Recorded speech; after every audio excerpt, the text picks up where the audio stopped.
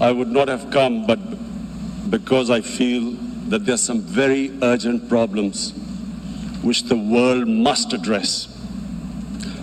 So first of all, I start with climate change. So many leaders have talked about climate change. But Mr. President, I feel that there is a lack of seriousness. Perhaps world leaders some of the leaders who can do a lot, do not realize the urgency of the situation. We have a lot of ideas, but as someone said, ideas without funding is mere hallucination. Pakistan, I'll give you start with my own country. Our country is amongst the top 10 nations in the world which are most affected by climate change. We depend upon our rivers. We are mainly an agricultural country. And 80% of the water in our rivers comes from our glaciers.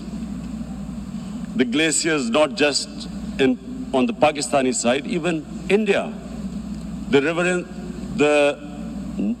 80% of the water in Ganges and the Indian rivers also comes from the glaciers, from the Himalayan glaciers, Karakoram, Hindu Kush. And these glaciers are melting at quite a rapid pace. We detected already 5,000 glacial lakes in our mountains. And if this keeps going, if nothing is done, we are scared that humans are facing a huge catastrophe. In my country, when my party came to power in the province of KP, we planted 1 billion trees in 5 years. Now we've set ourselves a target of 10 billion trees in Pakistan. Idea being to counter the effects of global warming. But one country cannot do anything. This has to be a combined effort of the world. My optimism comes from the fact that the Almighty has endowed humans with great powers. We can do anything, provided our survival instinct is stirred up. And this is really what I hope that the United Nations will take a lead in this. There must be more emphasis.